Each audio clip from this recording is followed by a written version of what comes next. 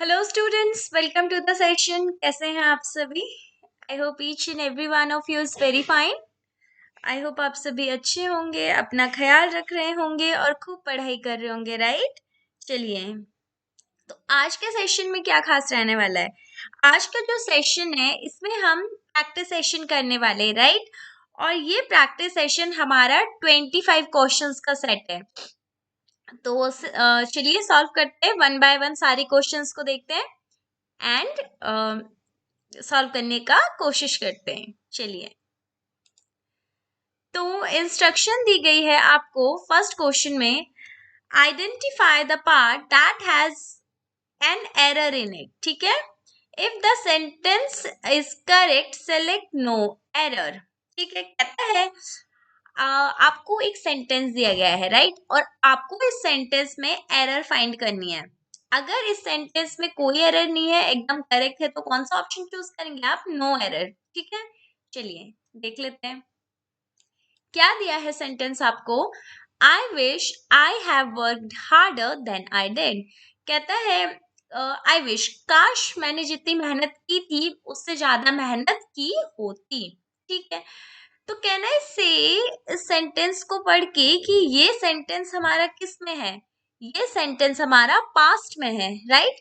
और since sentence past में है तो यहाँ पर एरर किस में हो जाएगी? देखो, हमने क्या यूज किया है? आई हैव वर्कड, जो कि क्या हो जाएगा? रॉन्ग हो जाएगा। सिंस सेंटेंस हमारा पास्ट में है तो क्या आना चाहिए था? यहाँ पर हैव की जगह आना चाहिए था had, right? तो I wish I had worked harder than I did. काश मैंने जितनी मेहनत की थी उससे ज्यादा मेहनत की होती, राइट? आई होप समझ आया होगा। एरर किस पार्ट में हो जाएगी? एरर है हमारे पार्ट बी में। तो कौन सा ऑप्शन करेक्ट हो जाएगा? हमारा ऑप्शन नंबर बी करेक्ट हो जाएगा, आई हैव वर्कड, राइट? बाकी सारे ऑप्शन करेक्ट है। चलिए नेक्स्ट क्वेश्चन देख लेते हैं।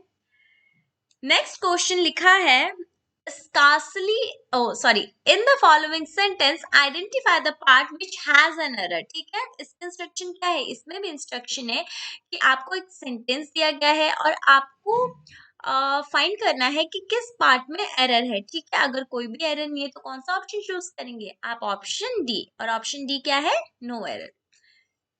लिखा है scarcely had I arrived then the train left। कहता है स्कार्सली, स्कार्सली कब यूज करते हैं आप? स्कार्सली का मीनिंग होता है मुश्किल से ही। ठीक है, तो कहता है स्कार्सली हैड आई अराइव्ड, कि मुश्किल से ही मैं पहुंचा ही था कि क्या हुआ? ट्रेन चली गई, राइट? चलिए, अब इसमें क्या होता है, इसमें क्या एरर है? जब भी आप स्कार्सली यूज करते हो ना, तो आप स्कार्सली के साथ हमेशा क्या यूज करते हैं? हम स्कार्सली के साथ यूज करते हैं व्हेन। ठीक है, तो स्कार्सली के साथ हम क्या यूज करते हैं? व्हेन। जबकि यहाँ पर क्या दिया गया है? Then. Scarcely had arrived then the train left. यहाँ पर देन का यूजेस क्या है? देन का यूजेस यहाँ पर रॉन्ग है, देन यहाँ पर यूज नहीं होना चाहिए। तो देन की जगह पे क्या करेक्ट हो जाता है इस सेंटेंस में हमारा? देन की जगह में करेक्ट होता है देन। तो आपका करेक्ट सेंटेंस स्ट्रक्चर क्या था? Scarcely had arrived when the train left. मुश्किल से मैं पहुंचा ही था जब ट्रेन चली गई। ठीक है, तो एरर किस पार्ट में? आपका स्कार्सली हैड बिल्कुल करेक्ट है। आई अराइव देन, देखो एरर किस में है? आपके देन में। तो पार्ट बी हमारा करेक्ट आंसर हो जाएगा। ठीक है, आई होप समझ आया होगा। नेक्स्ट क्वेश्चन की तरफ मूव करते हैं। नेक्स्ट क्वेश्चन कहता है, select the correct indirect form of the given sentence. कहता है आपको एक सेंटेंस दिया गया है जो कि डायरेक्ट फॉर्म में है, राइट? और आपको इसे किस में चेंज करना है? इसको इनडायरेक्ट फॉर्म में चेंज करना है। ठीक है, देख लेते हैं। लिखा है, the watchman said I did not see anyone last night. कहते हैं वॉचमैन ने कहा, जो चौकीदार था, जो वॉचमैन था, उसने कहा कि मैंने कल रात को किसी को भी नहीं देखा। ठीक है, देख लेते हैं। लिखा है, फर्स्ट ऑप्शन देखें, the watchman said that he did not saw anyone the previous night. कहता है वॉचमैन ने कहा कि उसने किसी को नहीं देखा प्रीवियस नाइट। देखो यहाँ पर स्ट्रक्चर रॉन्ग है आपका, डिड नॉट, फिर आपका देखो सॉ V2 आ रखी है, डिड नॉट के साथ आप क्या यूज करते हो, आप V1 यूज करते हो, राइट। प्लस जब आप डायरेक्ट से इनडायरेक्ट में चेंज करते हैं तो आपका जो ये डिड नॉट सी है किसमें चेंज हो जाता, ये चेंज हो जाएगा हमारा किसमें, हैड नॉट सीन में, राइट। क्योंकि जब आपका किसमें चेंज हो जाएगा, हैड नॉट सीन में, राइट। तो लिखा है ये हमारे क्या है, सिंपल पास्ट है, तो सिंपल पास्ट चेंज हो जाता है हमारा पास्ट परफेक्ट में। ओके, तो वॉचमैन सेड, वॉचमैन ने कहा मैंने कल रात किसी को नहीं देखा, तो watchman said that he did not saw, no he did not saw हमारा रॉन्ग हो जाएगा। ऑप्शन नंबर बी चेक कर लेते हैं। ऑप्शन नंबर बी कहता है the watchman said that I had not seen anyone last night. ठीक है, ओके ये देखो ये आपका करेक्ट है, ठीक है, I had not seen. But ये भी हमने पढ़ा है कि जो लास्ट नाइट है ये किस में कन्वर्ट हो जाएगा, ये चेंज हो जाएगा किसमें, प्रीवियस नाइट में। ठीक है, तो लास्ट नाइट को भी आपको कन्वर्ट करना पड़ेगा क्योंकि टाइम है, ये टाइम आप कन्वर्ट करते हो, तो लास्ट नाइट किस में चेंज हो जाएगा, चेंज हो जाएगा प्रीवियस नाइट में। ठीक है, तो इसकी वजह से ऑप्शन नंबर बी हमारा रॉन्ग हो जाएगा। नेक्स्ट ऑप्शन देख लेते हैं। The watchman said that he did not see anyone last night. See देखो इसमें डिड नॉट यूज हो रहा है, पहले ही रॉन्ग हो जाएगा, तो ऑप्शन नंबर सी भी हमारा रॉन्ग हो जाएगा। डी ऑप्शन देख लेते हैं। कहता है the watchman said that he had not seen, yes correct है बिल्कुल, क्योंकि डिड नॉट सी आपका किसमें चेंज हो जाएगा, हैड नॉट सीन में। यहाँ पर दिया है last night, the previous night, since यहाँ पर लास्ट नाइट को भी करेक्टली चेंज किया गया है, तो कौन सा करेक्ट हो जाएगा, हमारा ऑप्शन नंबर डी बिल्कुल करेक्ट हो जाएगा। तो क्या होना चाहिए इसका indirect form, the watchman said that he had not seen anyone the previous night. ठीक है, आई होप समझ आया होगा। नेक्स्ट क्वेश्चन की तरफ मूव करते हैं।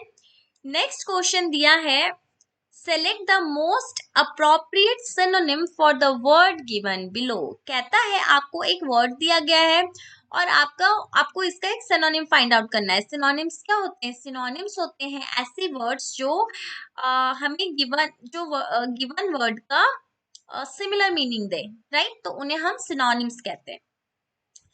तो वर्ड दिया गया है हमें कॉम्पिटेंस। ठीक है, अब कॉम्पिटेंस का मीनिंग क्या होता है, कॉम्पिटेंस का मीनिंग होता है हम एबिलिटी, किसी काम को करने की एबिलिटी, राइट। तो हमें इसका सिनोनिम देखना है। फर्स्ट है फ्लुएंसी। फ्लुएंसी का मीनिंग क्या होता है, फ्लुएंसी इज आपने कोई चीज बिना अटके बिना रुके कर दी। ठीक है, बी है कंपटीशन। कंपटीशन तो कॉम्पिटेंस का सिनोनिम नहीं होगा, राइट।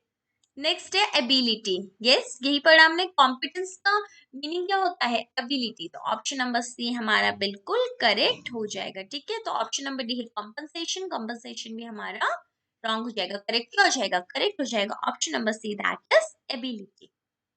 आई होप समझ आया होगा। नेक्स्ट क्वेश्चन की तरफ मूव करते हैं। नेक्स्ट क्वेश्चन कहता है choose the correct indirect form of speech from the options given below. कहता है आपको एक सेंटेंस दिया गया है, ठीक है, वो किस फॉर्म में है, वो डायरेक्ट फॉर्म में है और आपको उसे किस में चेंज करना है, इनडायरेक्ट फॉर्म में। बट यहाँ पर आपको पूरा सेंटेंस चेंज नहीं करना है इनडायरेक्ट फॉर्म में, आपको सेंटेंस लिख के दिया गया है, एक ब्लैंक दिया गया है, ठीक है। आपको चूज करना है कि इन चार ऑप्शंस में से कौन सा ऑप्शन है जो इस ब्लैंक में करेक्टली फिट होगा। ठीक है, देख लेते हैं। लिखा है my father said it may rain today. मेरे फादर ने कहा कि आज बारिश हो सकती है, राइट। ठीक है, देख लेते हैं। तो जब भी हम डायरेक्ट से इनडायरेक्ट में चेंज करते हैं तो आपका जो मे है किसमें चेंज हो जाता है, मे चेंज हो जाता है हमारा माइट में, राइट। किसमें चेंज हो जाएगा, माइट में। और टुडे आपका किसमें चेंज हो गया, टुडे ऑलरेडी चेंज करके दिया गया है डैट डे में। ठीक है, ऑप्शन नंबर ए है इट माइट रेन। यस, बिल्कुल करेक्ट है। अभी हमने पढ़ा कि जो मे है वो डायरेक्ट से इनडायरेक्ट में जब हम चेंज करते हैं तो क्या हो जाता है, मे चेंज हो जाता है माइट में। तो ऑप्शन नंबर ए बिल्कुल करेक्ट हो जाएगा हमारा। बाकी के ऑप्शंस देख लेते हैं कि बाकी के ऑप्शंस क्यों रॉन्ग है हमारे। बी है इट मे रेन। देखो इट मे रेन तो हमारा डायरेक्ट में भी दिया ही गया था, राइट। हमें क्या करना है, मे हमारा चेंज होता है जब हम डायरेक्ट से इनडायरेक्ट में चेंज करते हैं, तो बी हमारा इसकी वजह से रॉन्ग हो जाएगा।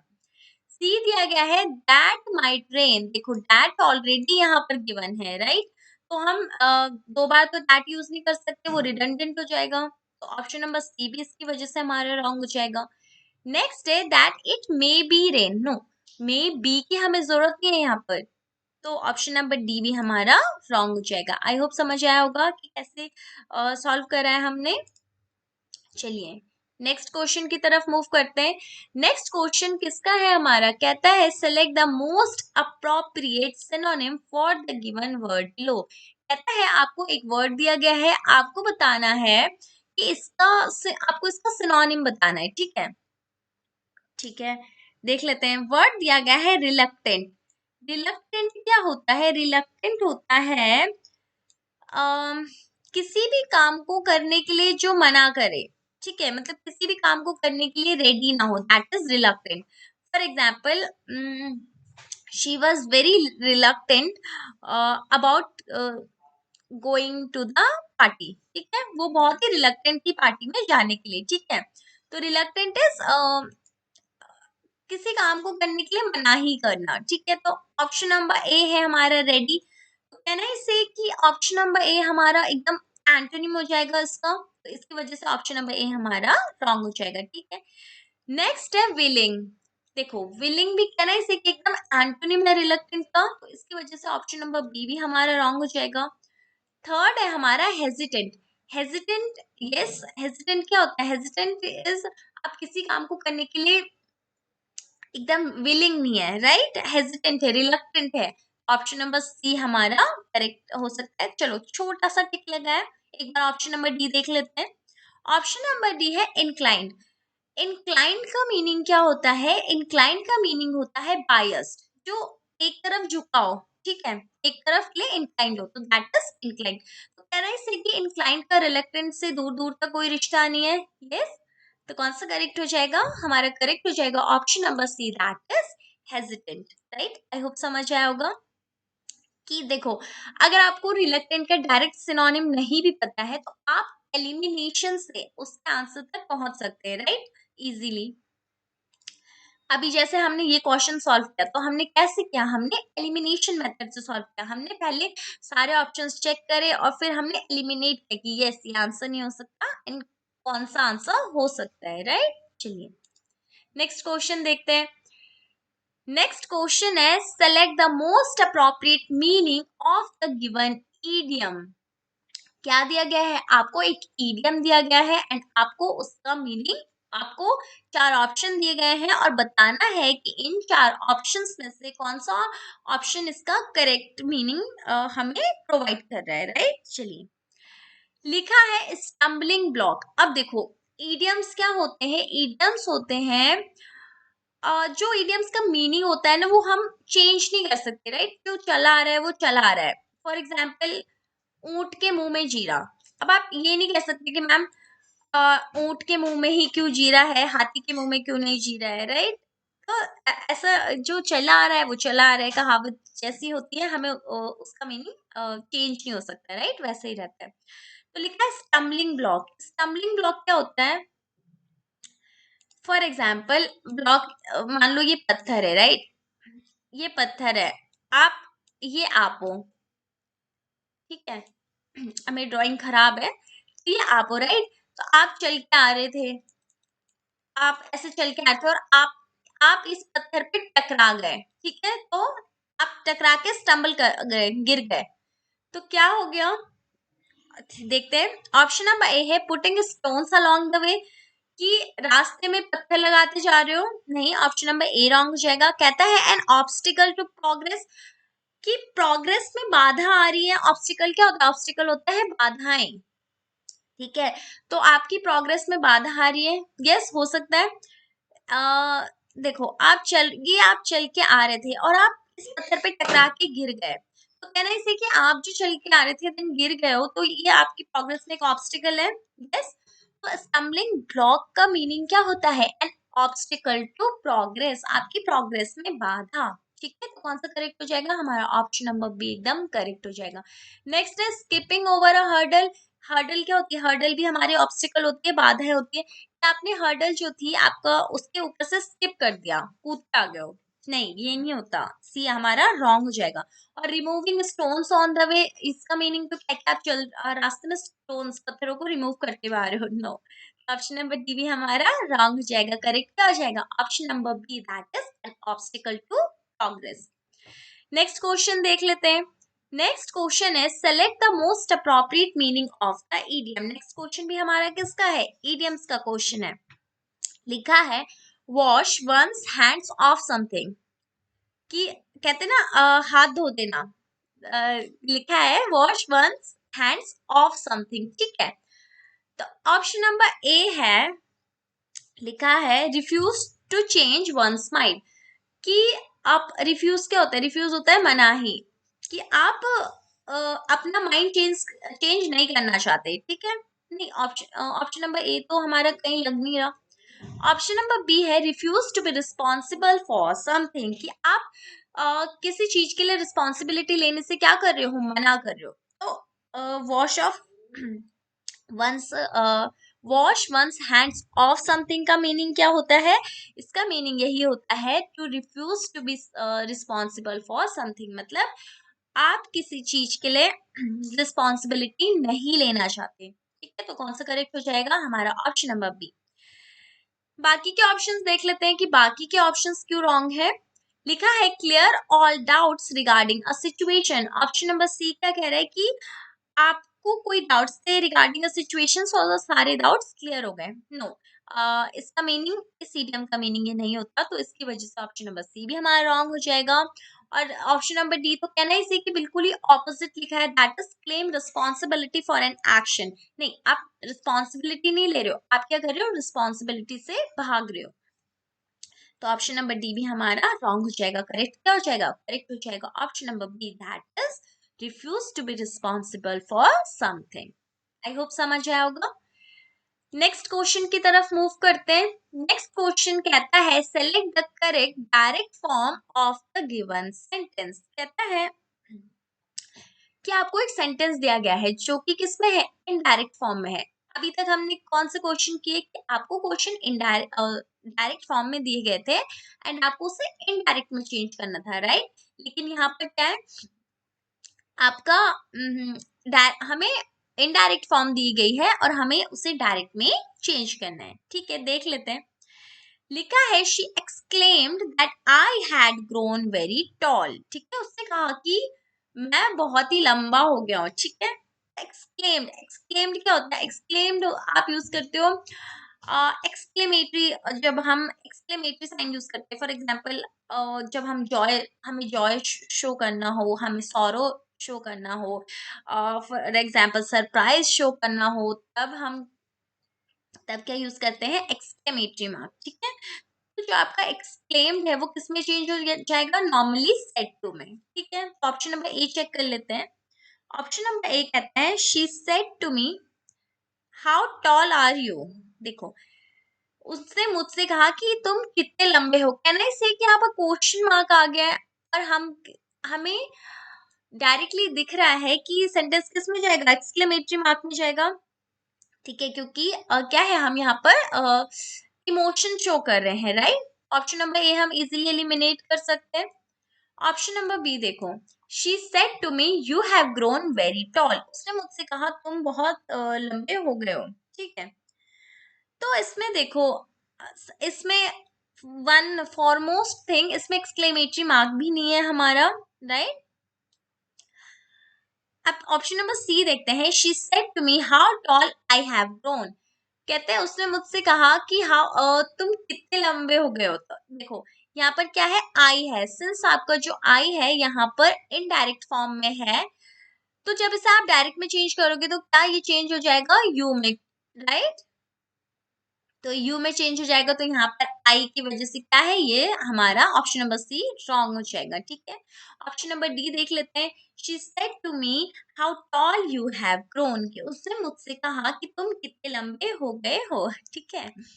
तो ऑप्शन नंबर डी देखो, she said to me correct है, हमारा कॉमा एग्जैक्टली करेक्टली यूज हुआ है। इन्वर्टेड कॉमा सही से यूज हुए हैं, हम यहाँ पर एक्सक्लेमेटरी मार्क यूज हुआ है, आई को हमने कन्वर्ट किया है यू में, राइट, हैड हैव में कन्वर्ट हो गया है। तो ऑप्शन नंबर डी में हमारा सब चीज का यूजेस करेक्ट है, तो करेक्ट क्या हो जाएगा हमारा ऑप्शन नंबर डी, ठीक है। आई होप समझ आया होगा। नेक्स्ट क्वेश्चन देखते हैं। नेक्स्ट क्वेश्चन दिया है, select the correct active form of the given sentence. कहता है आपको एक सेंटेंस दिया गया है जो कि किसमें है, ये हमारा पैसिव वॉइस में सेंटेंस है, राइट। आपको इस सेंटेंस को चेंज करना है किसमें, एक्टिव वॉइस में, ठीक है। चेक कर लेते हैं। Nobody was being ridiculed by me, कहता है कोई भी मेरे द्वारा, रिडिक्यूल्ड क्या होता है, रिडिक्यूल्ड होता है किसी का आप मजाक बना रहे होते हो, उसे क्या बोलते हो, रिडिक्यूल। तो कहता है कोई भी मेरे द्वारा किसी का मजाक, मतलब कि मेरे द्वारा किसी का भी मजाक नहीं उड़ाया जा रहा था, राइट। देखो पास एक्टिव में क्या होता है, एक्टिव में हमारा सेंटेंस स्ट्रक्चर होता है subject plus was were plus V1 plus ING plus object, right. तो हम जब उसे पैसिव में चेंज करते हैं, पैसिव में क्या हो जाती है form, subject plus was were plus being plus verb का third form plus by plus object, right. तो कहना इसे कि जो इससे हमें क्या पता चला कि सेंटेंस हमारा किसमें है, कहना इसे कि कॉन्टिन्यूअस में है, यस। अब देखो मी जो है यहाँ पर हमारा ऑब्जेक्ट है, राइट। तो एक्टिव फॉर्म में क्या हो जाएगा, मी हमारा चेंज हो जाएगा सब्जेक्ट में, तो क्या हो जाएगा, आई हो जाएगा, यस बिल्कुल करेक्ट है। नोबडी किस में चेंज हो जाएगा, एनीबडी, यस बिल्कुल करेक्ट है। इसमें भी ऑप्शन नंबर बी में, सी में और डी में, राइट। चलो फर्स्ट ऑप्शन देख लेते हैं। फर्स्ट ऑप्शन है I was not ridiculing anybody, क्योंकि ये हमारा पास्ट कॉन्टिन्यूअस में है। तो देखो सेंटेंस का स्ट्रक्चर एक्टिव में मैंने क्या बताया, subject plus was verb plus V1 plus ING plus object, right. तो ऑप्शन नंबर ए हमारा बिल्कुल करेक्ट है। तो कौन सा करेक्ट हो जाएगा, हमारा ऑप्शन नंबर एकदम करेक्ट हो जाएगा, सिंस ये सेंटेंस स्ट्रक्चर फॉलो कर रहे हैं। बाकी के ऑप्शंस देख लेते हैं, बाकी के ऑप्शंस क्यों रॉन्ग है। कहता है I am not ridiculing anybody. देखो कैन आई से कि ये हमारा कॉन्टिन्यूअस में तो है, बट ऑप्शन नंबर बी किसमें है, हमारा प्रेजेंट कॉन्टिन्यूअस में है, जबकि हमें सेंटेंस किसमें चाहिए, सेंटेंस हमें चाहिए पास्ट कॉन्टिन्यूअस में। तो ऑप्शन नंबर बी हमारा इसकी वजह से रॉन्ग हो जाएगा। नेक्स्ट देख लेते हैं। I did not ridicule anybody, can I say कि ये हमारा सिंपल पास्ट में है, एंड सिंस हमें सेंटेंस किसमें चाहिए, हमें सेंटेंस चाहिए था पास्ट कॉन्टिन्यूअस में, तो इसकी वजह से भी ऑप्शन नंबर सी हमारा रॉन्ग हो जाएगा, राइट। नेक्स्ट देख लेते हैं। आई वर नॉट रिडिक्यूलिंग एनीबडी, आई के साथ आप क्या यूज करते हो, आई के साथ आप यूज करते हो was except certain cases. Certain cases कौन से, जब भी हम विश की बात कर रहे होते हैं तब हम आई के साथ वर यूज कर सकते हैं। For example I wish I were a bird, I wish कि मैं एक बर्ड होती, आई wish I were the prime minister of India, I wish कि मैं इस कंट्री की प्राइम मिनिस्टर होती, राइट। तो जब भी आप विश एक्सप्रेस कर रहे होते हो तब आप आई के साथ वर यूज करते हो, बट इस केस में तो ऐसा कुछ नहीं था, इसीलिए ऑप्शन नंबर डी हमारा रॉन्ग हो जाएगा। तो आई होप समझ आया होगा। नेक्स्ट क्वेश्चन देखते हैं।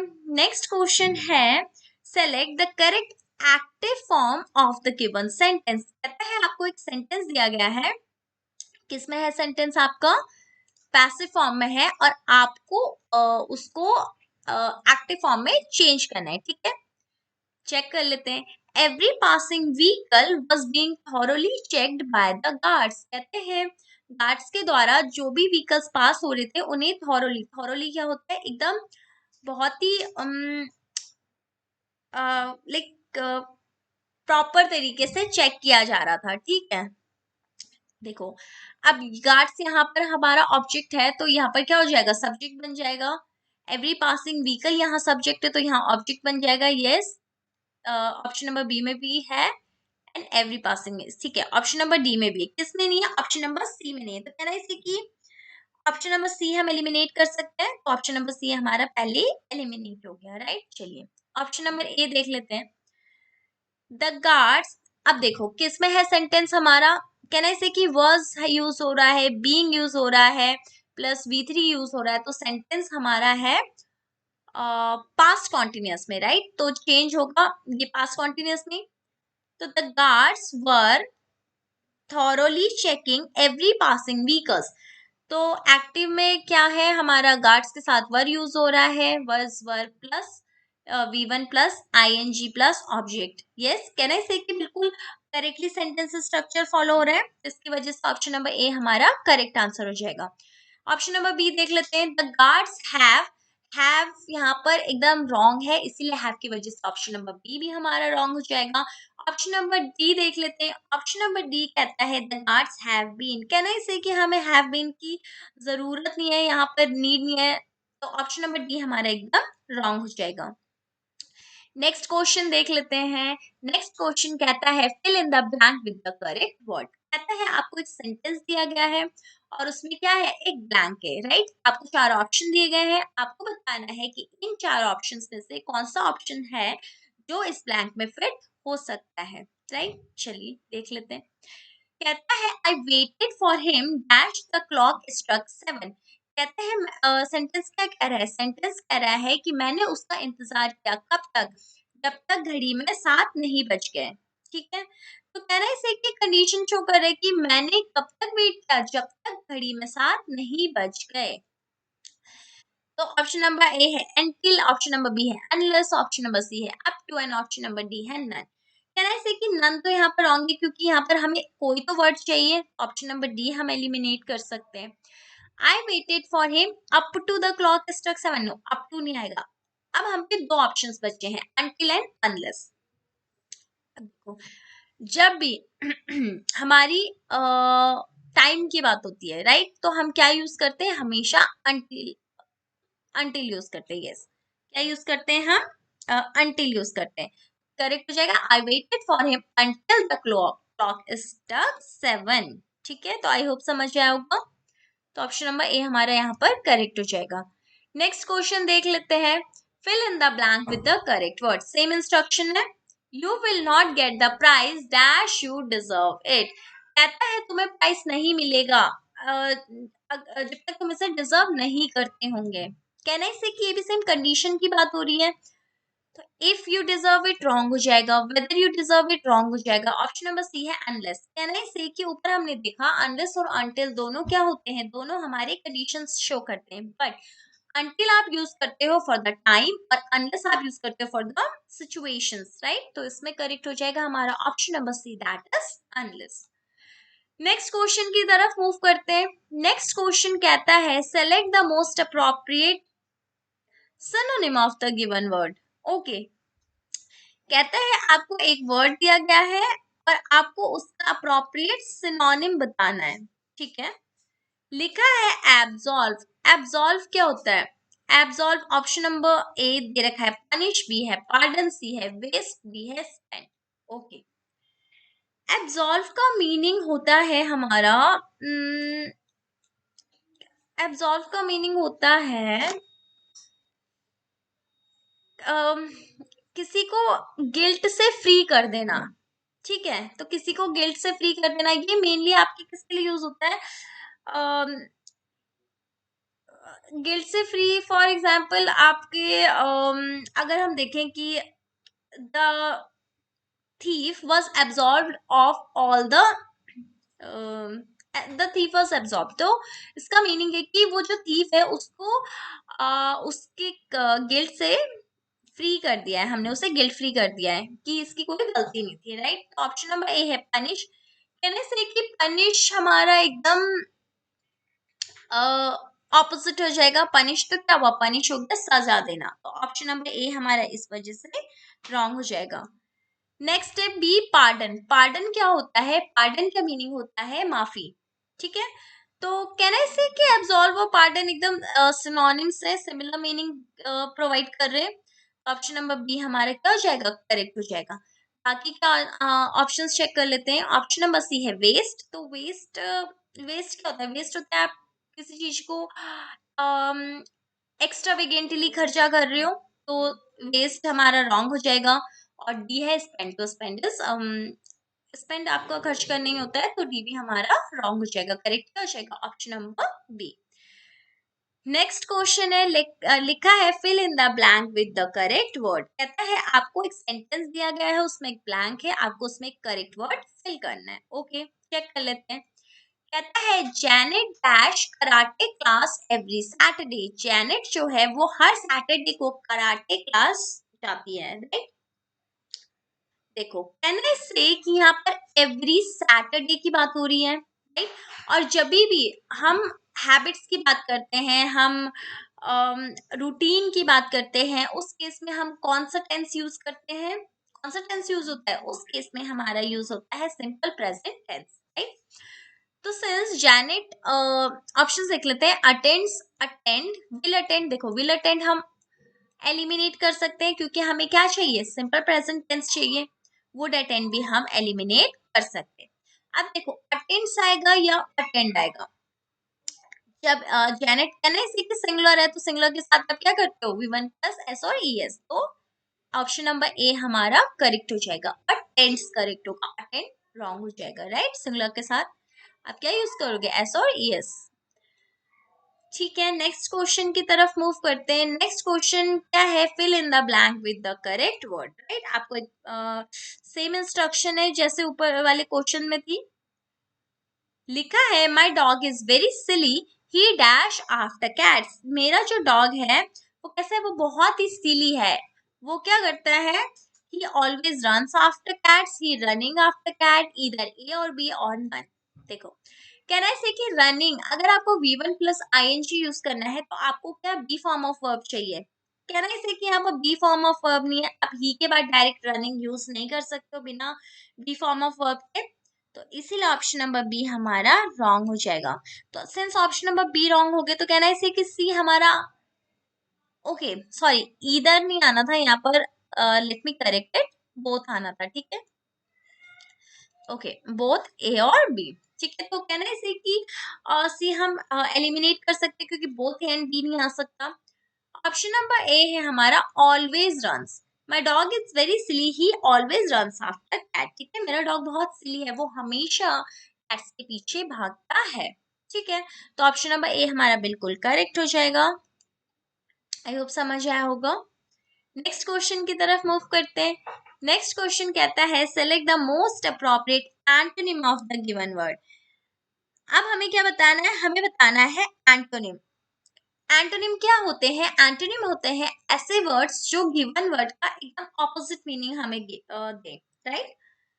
तो लिखा है अप्रोप्रिएट। अप्रोप्रिएट क्या होता है, अप्रोप्रिएट होता है कोई चीज एकदम सही तरीके से करना, सही चीज करना, ठीक है। That is appropriate. For example he is wearing an she is wearing an appropriate outfit, ठीक है। जैसा ओकेजन था तो she is wearing an outfit according to it, ठीक है। तो फर्स्ट है हमारा एपोजिट। एपोजिट क्या होता है, ये ऑपोजिट नहीं है, क्या है, एपोजिट है। एपोजिट का मीनिंग क्या होता है, एपोजिट का मीनिंग होता है सुटेबल। तो कहना है सही कि अप्रोप्रिएट का मीनिंग ही सुटेबल है, तो एपोजिट क्या होगा हमारा, एपोजिट हमारा सिनोनिम हो जाएगा, राइट। ऑप्शन नंबर ए रॉन्ग हो जाएगा। ऑप्शन नंबर बी है अनसुटेबल। कहना है सही कि अनसुटेबल हमारा अप्रोप्रिएट का एंटोनिम हो जाएगा, क्योंकि appropriate is suitable and unsuitable antonym हो जाएगा। तो ऑप्शन नंबर बी हमारा बिल्कुल करेक्ट हो जाएगा। सी है रेलिवेंट। रेलिवेंट रॉन्ग हो जाएगा हमारा इस केस में, क्योंकि रेलिवेंट क्या है, रेलिवेंट हमारा रेलिवेंट हमारा इज सिमिलर टू अप्रोप्रिएट। तो ऑप्शन नंबर सी रॉन्ग हो जाएगा। और सिमली क्या है, सिमली का मीनिंग भी सेम होता है, इसलिए सिमली भी रॉन्ग हो जाएगा। नेक्स्ट क्वेश्चन देख लेते हैं। नेक्स्ट क्वेश्चन कहता है select the correctly spelled word. कहता है आपको बताना है चार ऑप्शंस में से कि किस वर्ड का स्पेलिंग एकदम करेक्ट है। तो वर्ड दिया गया है रिहर्सल। रिहर्सल की स्पेलिंग क्या होती है? रिहर्सल की स्पेलिंग होती है REHEARSAL। ठीक है, तो कौन सा करेक्ट हो जाएगा? हमारा ऑप्शन नंबर ए करेक्ट हो जाएगा, दैट इज रिहर्सल। बाकी के ऑप्शंस क्या हो जाएंगे? अपने आप ही रॉन्ग हो जाएंगे। अब अगला क्वेश्चन पे आ जाते हैं। अगला क्वेश्चन कहता है इन question 4 alternatives are given for the idiom phrase under in the sentence। ठीक है, कहता है क्वेश्चन के आपको 4 ऑल्टरनेटिव दिए गए हैं, आपको वो ऑल्टरनेटिव चूज करना है जो इस इडियम और फ्रेज का करेक्ट मीनिंग बता रहा है। ठीक है, लिखा है his investments helped him make a killing in the stock market. कहता है उसकी जो इन्वेस्टमेंट्स है ना, उसने जो इन्वेस्टमेंट की है उसने हेल्प की है कि वो स्टॉक मार्केट में ही टू मेक अ किलिंग। ठीक है, मेक अ किलिंग का मीनिंग क्या होता है? मेक अ किलिंग का मीनिंग होता है टू मेक प्रॉफिट्स क्विकली। ठीक है, टू मेक प्रॉफिट्स क्विकली। तो ऑप्शन नंबर ए है मर्डर समवन क्विकली, किसी का मर्डर कर देना। नहीं, ऑप्शन नंबर ए हमारा रॉन्ग हो जाएगा। ऑप्शन नंबर बी है मेक मनी क्विकली। यस, यही बताया मैंने, मेक किलिंग का मतलब क्या होता है? To make profits quickly, to make money quickly. Option number B हमारा बिल्कुल करेक्ट हो जाएगा। नेक्स्ट है लूज मनी क्विकली। नहीं, लूज मनी एकदम है ना, इसी के एकदम एंटोनिम हो जाएगा। ऑप्शन नंबर सी भी हमारा रॉन्ग हो जाएगा। डी है प्लान अ मर्डर क्विकली। कोई मर्डर प्लान करना बहुत ही क्विकली। ऑप्शन नंबर डी भी हमारा रॉन्ग हो जाएगा। तो आई होप समझ आया होगा कौन सा करेक्ट होगा, ऑप्शन नंबर बी।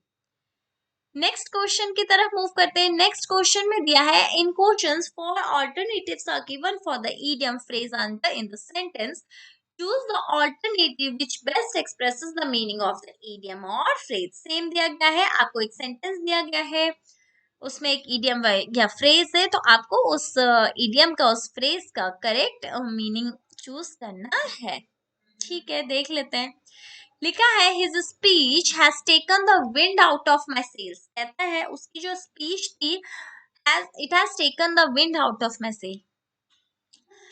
जब आप इसका यूज करते हो ना, taken the wind out of my sail, तो taken the wind out of my sail का मीनिंग होता है टू गेट डीमोटिवेटेड। ठीक है, टू गेट डीमोटिवेटेड। तो for example I was about to tell him to I was about to tell him to leave my home. Okay, but when I was about to say it, he told me that he's going to pay rent for it. Right? So that those words has taken the wind out of my sail. मतलब उस words ने मुझे क्या किया, demotivate कर दिया कि मैं उसको घर से बाहर ना निकालूं। Right? तो ऑप्शन नंबर ए है made me think of the future. नहीं, ऑप्शन नंबर ए हमारा रॉन्ग हो जाएगा। ऑप्शन नंबर बी है made me remember my past. No, past की बात नहीं हो रही है।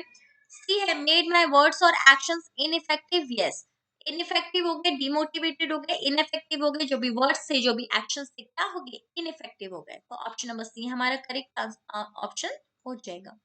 नेक्स्ट है मेड मी डिप्रेस्ड। मुझे डिप्रेस कर देना, डिप्रेस्ड नहीं करना है। There is a huge difference. मतलब डिप्रेस्ड और मैंने डीमोटिवेटेड बोला। ठीक है, तो डिप्रेस्ड बिल्कुल ही रॉन्ग होगा। तो ऑप्शन नंबर डी हमारा रॉन्ग हो जाएगा। नेक्स्ट क्वेश्चन है select the sentence with correct punctuation marks among the options given. कहते हैं आपको ना एक सेंटेंस दिया गया है, राइट, और आपको चूज करने हैं ऑप्शंस में से कि किसमें करेक्ट पंक्चुएशन मार्क्स यूज हुए हैं। ठीक है, देख लेते हैं। ऑप्शन नंबर ए है the tracker said oh we are lost in the forest. ठीक है, जो ट्रैकर था, ट्रैकर कौन होता है? ट्रैकर जो हाइकिंग कर रहा होगा, जो पैदल चल रहा होगा, तो ट्रैकर ने बोला oh we are lost in the forest, कि ओ हम जंगल में कहीं खो गए हैं। ठीक है, ऑप्शन नंबर ए है the tracker said, comma use हुआ है बिल्कुल, O exclamatory mark we are lost in the forest. अब देखो, कैन आई से कि हमने ट्रैकर के वर्ड्स को सेम एज इट इज, जैसे ट्रैकर ने बोला एज इट इज यूज किया है। यस, जब हम किसी के वर्ड्स को एज इट इज यूज करते हैं, जैसा उसने बोला है वैसे ही यूज करते हैं, तो उस केस में हम क्या यूज करते हैं? उस केस में हम इन्वर्टेड कॉमास यूज करते हैं, राइट। हम सेंटेंस को किस में रखते हैं, इन्वर्टेड कॉमास में। तो सिंस ऑप्शन नंबर ए में ऐसा कहीं नहीं किया गया है, तो इसकी वजह से ऑप्शन नंबर ए हमारा रॉन्ग हो जाएगा। बी देखो, the tracker said comma inverted commas जो स्टार्ट है, yes, oh full stop, oh sorry, exclamatory mark, we are lost in the forest, yes, full stop भी यूज हो रहा है करेक्टली। हमेशा आप फुल स्टॉप या कोई भी पंक्चुएशन मार्क कहाँ यूज करते हैं, इन्वर्टेड कॉमास के अंदर। इस इन्वर्टेड कॉमा के बाद ही फुल स्टॉप लगा देते हैं, ठीक है। तो ऑप्शन नंबर बी बिल्कुल करेक्ट है। करेक्ट कौन सा आंसर हो जाएगा हमारा, ऑप्शन नंबर बी। बाकी के ऑप्शंस देख लेते हैं, बाकी के ऑप्शंस क्यों रॉन्ग है। सी देखो, द ट्रैकर सेड, कॉमा लगा है, oh we are lost in the forest. Can I say कि इसमें फुल स्टॉप ही नहीं लगा है, राइट। और देखो यहाँ पर वी आपका किस में, स्मॉल लेटर में यूज हुआ है, जबकि कैपिटल में यूज होना चाहिए था। इसके बाद इसकी वजह से ऑप्शन नंबर सी हमारा रॉन्ग हो जाएगा। ऑप्शन नंबर डी है, the tracker said comma of the lost in the forest. देखो यहाँ कॉलन लग गया है, कहने से कि कॉलन नहीं लगेगा, ऊपर से हमने एक्सक्लेमेटरी मार्क यहाँ पर क्लोज भी नहीं किया है। एक्सक्लेमेटरी मार्क हमें क्या करना होता है, क्लोज करना होता है, सॉरी, इन्वर्टेड कॉमास हमें क्लोज करने होते हैं, तो इसकी वजह से ऑप्शन नंबर डी भी हमारा रॉन्ग हो जाएगा। नेक्स्ट क्वेश्चन की तरफ मूव करते हैं। नेक्स्ट क्वेश्चन है, select the sentence with the correct punctuation marks among the options given. ठीक है, सेम क्वेश्चन दिया है, सेम इंस्ट्रक्शन है कि आपको एक सेंटेंस दिया गया है, आपको करेक्ट पंक्चुएशन मार्क्स यूज करने हैं इसमें, ठीक है। लिखा है, Mona said to Reena you should discuss your plan. Mona ने रीना से कहा कि तुम्हें अपने प्लान्स डिस्कस करने चाहिए। कहना है कि मोना ने जो कहा उसको एज इट इज हम कह रहे हैं, तो हम इन्वर्टेड कॉमर्स में रखेंगे। चलिए, ऑप्शन नंबर ए है, Mona said to Reena you should discuss your plan. देखो, जब भी हम प्रॉपर नाउन की बात करते हैं, तो हम हमेशा प्रॉपर नाउन को किस में रखते हैं, हम हमेशा प्रॉपर नाउन को कैपिटल लेटर्स में लिखते हैं, राइट। तो यहाँ पर देखो, मोना को हमने कैपिटल में लिखा है, रीना को हमने कैपिटल लिखा है। जब इन्वर्टेड कॉमा स्टार्ट करते हैं हम, तो क्या करते हैं हम, सेंटेंस कैपिटल लेटर से स्टार्ट करते हैं, यस, यू बिल्कुल करेक्ट है। Should discuss your plan, yes, full stop भी हमने इन्वर्टेड कॉमा के अंदर लगाया। तो कहने से कि ऑप्शन नंबर ए अभी हमें बिल्कुल करेक्ट लग रहा है, तो इसमें हमने छोटा सा टिक लगाया, ठीक है। नेक्स्ट ऑप्शन देख लेते हैं, Mona said to Reena, yes, इसमें भी देखो मोना करेक्टली लिखा है, रीना करेक्टली लिखा है। You should discuss your plans, कहना है कि योर प्लान्स को हमने अननेसेसरीली कैपिटलाइज कर दिया है, तो जिसकी जरूरत नहीं थी। आप किसी सेंटेंस के बीच में कोई भी लेटर कैपिटल नहीं लिख देते ना, unless it is proper noun, right. तो ऑप्शन नंबर बी भी हमारा इसकी वजह से रॉन्ग हो जाएगा। नेक्स्ट है, मोना सेड टू रीना। यहाँ पर देखो, रीना को ही हमने कैपिटलाइज नहीं किया है, तो रीना को ही हमने कैपिटल लेटर में लिखना था, इसकी वजह से ऑप्शन नंबर सी रॉन्ग हो जाएगा। ऑप्शन नंबर डी है, मोना सेड टू रीना, यहाँ पर भी सेम मिस्टेक है, इसकी वजह से ऑप्शन नंबर डी भी हमारा रॉन्ग हो जाएगा। तो करेक्ट कौन सा हो जाएगा, ऑप्शन नंबर ए। ठीक है, आई होप समझ आया होगा। नेक्स्ट क्वेश्चन की तरफ मूव करते हैं। नेक्स्ट क्वेश्चन लिखा है, choose the correct form of tense to fill in the blank. कहता है आपको एक सेंटेंस दिया गया है, आपको उसमें एक ब्लैंक दिया गया है, आपको correct form of tense fill करनी है इसमें, ठीक है। लिखा है, just before he got there a tree branch dash down on the car. कहता है उसके पहुंचने से ठीक पहले एक पेड़ की ब्रांच जो थी वो कार के ऊपर गिर गई, राइट।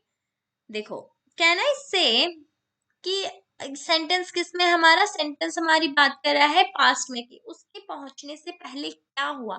उसके पहुंचने से पहले एक ट्री की ब्रांच उसकी कार के ऊपर गिर गई। तो ऑप्शन नंबर ए हमारा रॉन्ग हो जाएगा, क्योंकि विल क्रैश, हम फ्यूचर की बात नहीं कर रहे। ऑप्शन नंबर बी है क्रैश, क्रैश प्रेजेंट का है, इसलिए बी भी रॉन्ग हो जाएगा।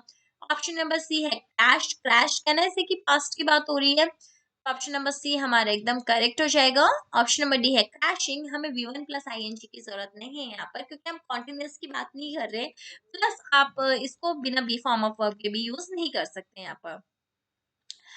तो ऑप्शन नंबर डी भी हमारा रॉन्ग हो जाएगा। करेक्ट क्या हो जाएगा? करेक्ट हो जाएगा option number C, that is crashed. Next question की तरफ मूव करते हैं। नेक्स्ट क्वेश्चन कहता है choose the correct one word substitution from the given options.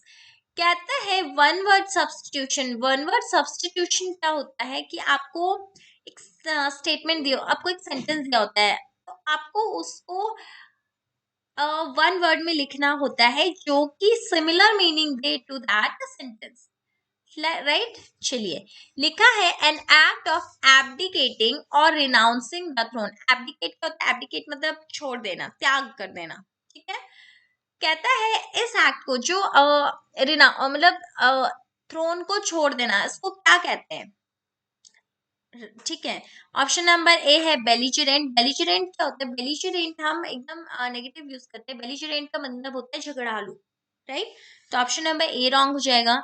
Option number B है एब्डिकेशन। यस, एब्डिकेशन क्या होगा? हमारा इसका करेक्ट आंसर होगा, क्योंकि एब्डिकेशन ही क्या होता है? एन एक्ट ऑफ एब्डिकेटिंग और रिनाउंसिंग द थ्रोन, ठीक है। तो करेक्ट हो जाएगा एब्डिकेशन। बाकी के ऑप्शंस चेक कर लेते हैं। लिखा है option number C blasphemy. Blasphemy क्या होता है? ब्लास्फेमी होता है जब आप कुछ सैक्रिलेज वर्ड्स कह दो आगे टू द गॉड। तो ऑप्शन नंबर सी हमारा रॉन्ग हो जाएगा।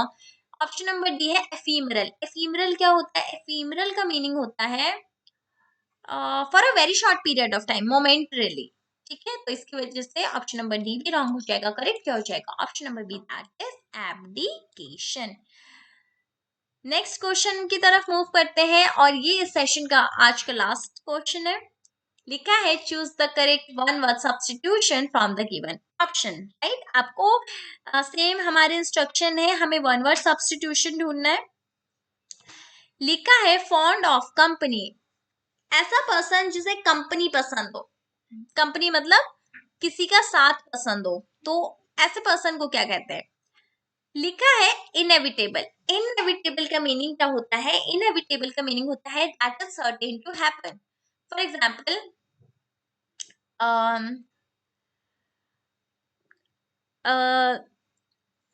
ओके, द रेन वाज नहीं, wait, the flood after rains was inevitable. कहते हैं जो बारिश के बाद बाढ़ आनी थी वो इनएविटेबल थी, ठीक है, it was certain to happen. Next है नॉस्टैल्जिया। नॉस्टैल्जिया क्या होता है? नॉस्टैल्जिया होता है रिमिनिसिंग अबाउट द पास्ट, जब आप पास्ट के बारे में सोच रहे होते हो, दैट इज नॉस्टैल्जिया। सी है पेनेसिया। पेनेसिया का मीनिंग क्या होता है? A remedy for all, a cure for all, ठीक है, दैट इज पेनेसिया। तो ऑप्शन नंबर सी भी इसकी वजह से रॉन्ग हो जाएगा। ऑप्शन नंबर बी भी रॉन्ग हो जाएगा। ऑप्शन नंबर ए भी रॉन्ग हो जाएगा। डी है ग्रेगेरियस। ग्रेगेरियस को होता है, ग्रेगेरियस होता है सोशल आउटगोइंग पर्सन, ऐसा पर्सन जिसे सोशल होना पसंद हो, जिस जो आउटगोइंग हो, तो ये जिसे कंपनी पसंद हो, तो दैट इज ग्रेगेरियस। तो करेक्ट क्या हो जाएगा? करेक्ट हो जाएगा हमारा option number D, that is gregarious, right. तो आज का सेशन यही खत्म करते हैं। आई होप आपको सेशन समझ आया होगा। आज के सेशन में इतने ही रखते हैं, मिलते हैं नेक्स्ट सेशन में। तब तक के लिए good bye and take care.